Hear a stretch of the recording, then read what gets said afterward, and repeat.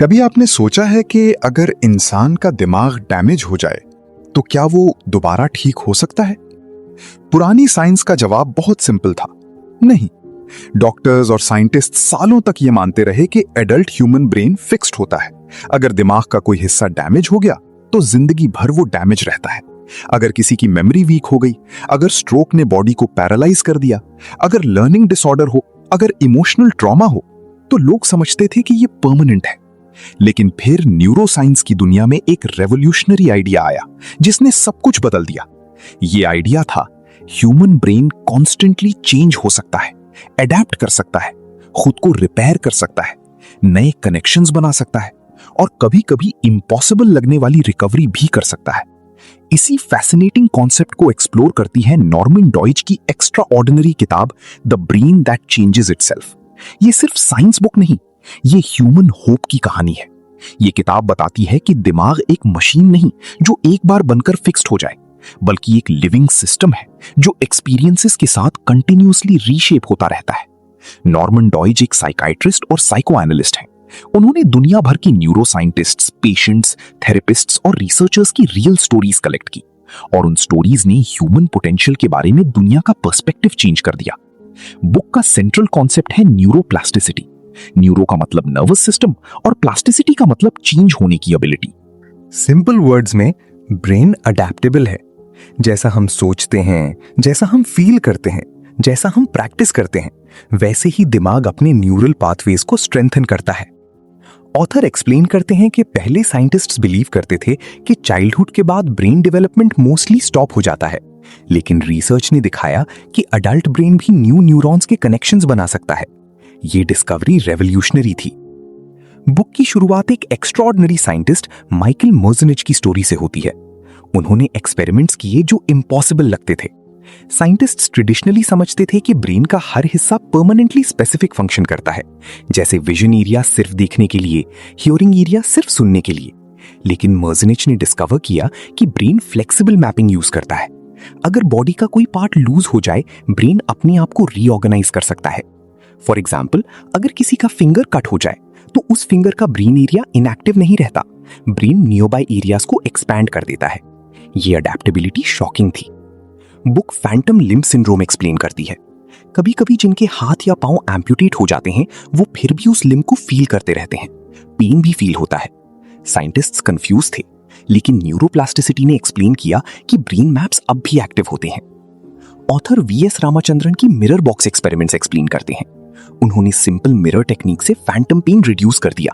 Patients को relief मिला। ये प्रूव करता था कि ब्रेन परसेप्शन को चेंज कर सकता है। बुक स्ट्रोक रिकवरी की इंस्पायरिंग स्टोरीज शेयर करती है। पुरानी मेडिसिन कहती थी कि सिवियर स्ट्रोक के बाद इंप्रूवमेंट लिमिटेड होती है, लेकिन कुछ थेरेपिस्ट्स ने इंटेंस रीट्रेनिंग टेक्निक्स यूज की। पेशेंट्स ने दोबारा चलना सीखा, मूवमेंट रीगेन की, स्पीच इंप्रूव हुई, ब्रेन नए पाथवेज क्रिएट करता गया। ऑथर एक्सप्लेन करते हैं कि यूज इट और लूज इट ब्रेन का बेसिक प्रिंसिपल है। जिन न्यूरल सर्किट्स को हम रिपीटेडली यूज करते हैं वो स्ट्रॉन्गर होते जाते हैं, जो यूज नहीं होते वो वीक पड़ जाते हैं। इसीलिए हैबिट्स पावरफुल होती हैं। हर repeated action brain wiring change कर रहा होता है। बुक लर्निंग डिसऑर्डर्स के बारे में भी होपफुल पर्सपेक्टिव देती है। Dyslexia, attention issues, processing problems. Traditionally लोग समझते थे कि ये लाइफ लॉन्ग लिमिटेशंस हैं, लेकिन कुछ एजुकेटर्स और थेरेपिस्ट्स ने टारगेटेड ब्रेन ट्रेनिंग से सरप्राइजिंग इंप्रूवमेंट्स देखे। चिल्ड्रन जो रीडिंग स्ट्रगल करते थे ग्रेजुअली फ्लुएंट रीडर्स बनने लगे। ऑथर बारबरा एरोस्मिथ यंग की स्टोरी एक्सप्लेन करती हैं। वो खुद सिवियर लर्निंग डिफिकल्टीज फेस करती थीं। उनको डायरेक्शन समझने में प्रॉब्लम होती थी, कॉम्प्लेक्स कॉन्सेप्ट्स प्रोसेस नहीं होते थे, लेकिन उन्होंने ब्रेन एक्सरसाइजेस डेवलप किए।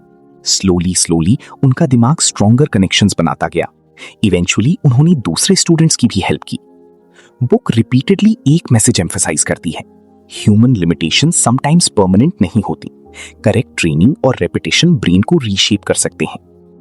नॉर्मन डॉइच इमोशनल ट्रॉमा और ब्रेन के रिलेशनशिप को भी डिस्कस करते हैं। ट्रॉमा सिर्फ मेमोरी नहीं, वो नर्वस सिस्टम को फिजिकली ऑल्टर कर सकता है। फियर सर्किट्स ओवर एक्टिव हो जाते हैं। स्ट्रेस हार्मोन्स कॉन्स्टेंटली बॉडी को अलर्ट स्टेट में रखते हैं। लेकिन हीलिंग एक्सपीरियंसेस भी ब्रेन को रिवायर कर सकते हैं। Therapy, safe relationships, mindfulness, new emotional experiences, ये सब न्यूरल पैटर्न्स को ग्रेजुअली ट्रांसफॉर्म कर सकते हैं। बुक ऑब्सेसिव कंपल्सिव डिसऑर्डर यानी ओसीडी के ट्रीटमेंट्स डिस्कस करती है। जेफरी श्वार्ट्ज नाम के साइकाइट्रिस्ट ने माइंडफुलनेस बेस्ड टेक्निक्स यूज की। उन्होंने पेशेंट्स को सिखाया कि इंट्रूसिव थॉट्स को इमीडिएटली ओबे मत करो, ऑब्जर्व करो, रीलेबल करो, रीफोकस करो। पेशेंट्स ने सिग्निफिकेंट इंप्रूवमेंट शो की। ब्रेन स्कैन्स ने भी चेंजेस दिखाए। यानी conscious awareness physically brain circuits को ऑल्टर कर सकती है। ये आइडिया बहुत पावरफुल है। हमारे थॉट्स सिर्फ एब्स्ट्रैक्ट चीजें नहीं, repeated thinking actual brain structure influence करता है। बुक सेंसरी सब्स्टिट्यूशन के अमेजिंग एग्जांपल्स शेयर करती है। कुछ ब्लाइंड इंडिविजुअल्स स्पेशल डिवाइसेस के थ्रू टच सिग्नल्स यूज करके देखना सीख गए। ब्रेन ने न्यू सेंसरी इंटरप्रिटेशन डेवलप की। ये डेमोन्स्ट्रेट करता है कि ब्रेन रिजिड सिस्टम नहीं, अडैप्टिव सिस्टम है। ऑथर कहता है कि ब्रेन कंटिन्यूअसली पैटर्न सीखता रहता है, इसीलिए एनवायरनमेंट बहुत इंपॉर्टेंट होता है। अगर इंसान नेगेटिव एनवायरनमेंट में हो तो ब्रेन फियर और स्ट्रेस पाथवे स्ट्रेंथन करता है। अगर ग्रोथ ओरिएंटेड एनवायरनमेंट हो तो लर्निंग और रेजिलियंस पाथवे स्ट्रॉन्गर होते हैं। बुक म्यूजिक थेरेपी की हीलिंग पावर डिस्कस करती है। स्ट्रोक पेशेंट्स रिदम के थ्रू मूवमेंट रिकवर करने लगे। पार्किंसंस पेशेंट्स म्यूजिक की हेल्प से बेटर वॉक कर सके। म्यूजिक ब्रेन की मल्टीपल रीजन्स एक्टिवेट करता है, इमोशन, मेमोरी, मूवमेंट, अटेंशन। इसीलिए म्यूजिक डीपली थेरेप्यूटिक हो सकता है।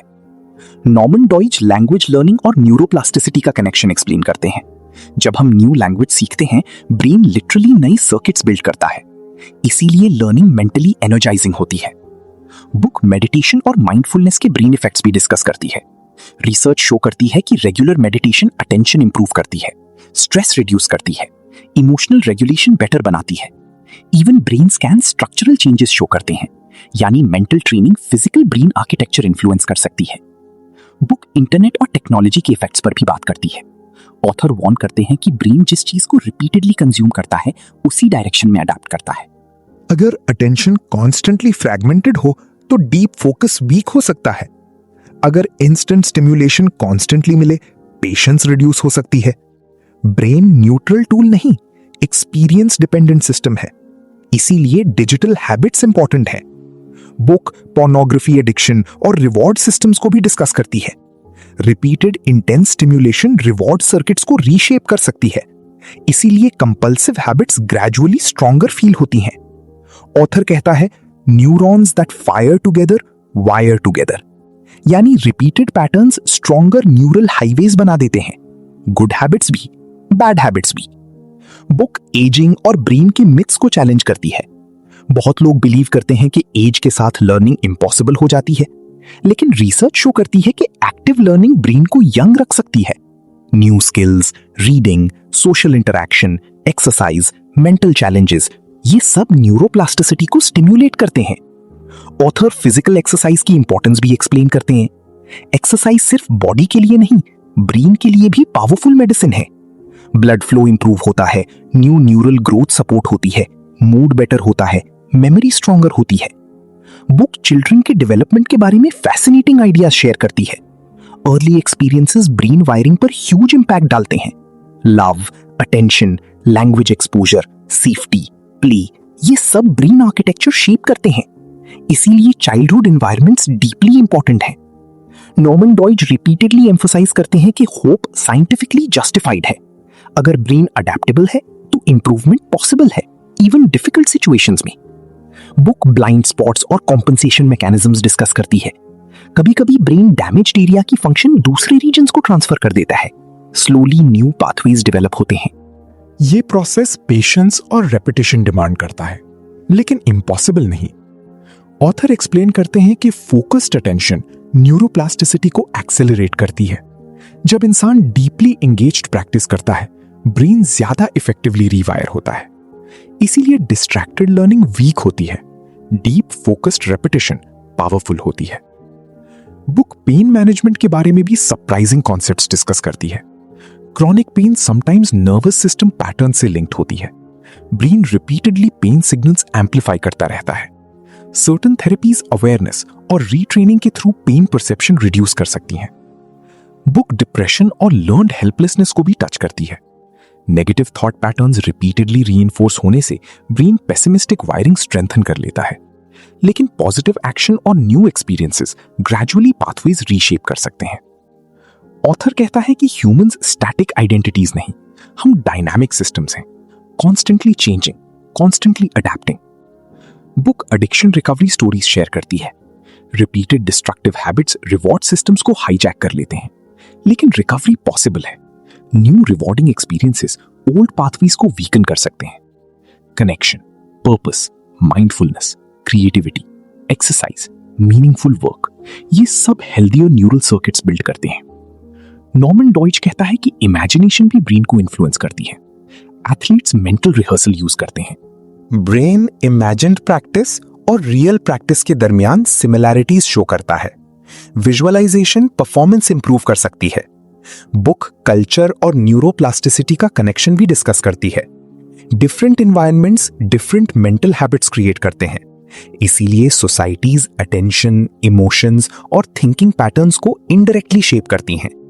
ऑथर वॉर्न करते हैं कि न्यूरोप्लास्टिसिटी डबल एज्ड स्वॉर्ड है। पॉजिटिव चेंज पॉसिबल है, लेकिन नेगेटिव एडेप्टेशन भी पॉसिबल है।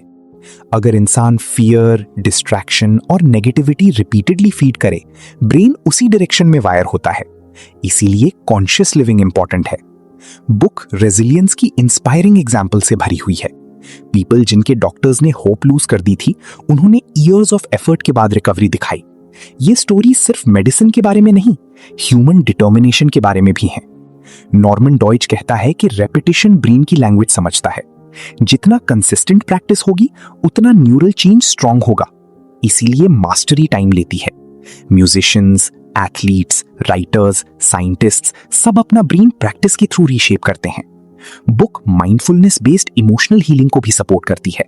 जब इंसान अपनी इमोशनल रिएक्शंस को अवेयरनेस के साथ ऑब्जर्व करता है, ऑटोमेटिक पैटर्न्स वीकन होने लगते हैं।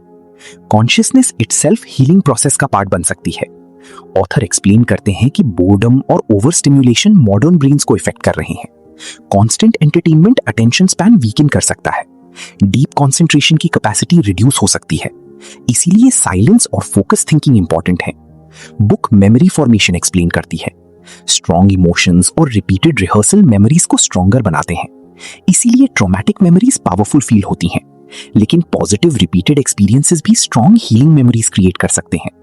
नॉर्मन डॉइच क्रिएटिविटी को भी न्यूरोप्लास्टिक प्रोसेस कहते हैं। जब डिफरेंट आइडियाज और एक्सपीरियंसेस कनेक्ट होते हैं, नई न्यूरल कॉम्बिनेशंस इमर्ज करते हैं।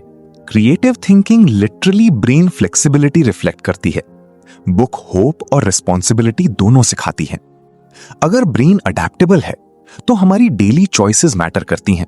हम क्या कंज्यूम करते हैं, किस चीज पर फोकस करते हैं, कौन से हैबिट्स रिपीट करते हैं, कैसे रिलेशनशिप्स बिल्ड करते हैं, ये सब ग्रेजुअली हमारा ब्रेन शेप करते हैं। ऑथर कहता है कि एजुकेशन सिस्टम्स को भी न्यूरोप्लास्टिसिटी समझनी चाहिए। हर स्टूडेंट फिक्स्ड इंटेलिजेंस नहीं रखता। ग्रोथ पॉसिबल है। ट्रेनिंग इंपॉर्टेंट है, एनवायरनमेंट इंपॉर्टेंट है, एनकरेजमेंट इंपॉर्टेंट है। बुक एक और डीप लेसन देती है। रिकवरी लीनियर नहीं होती।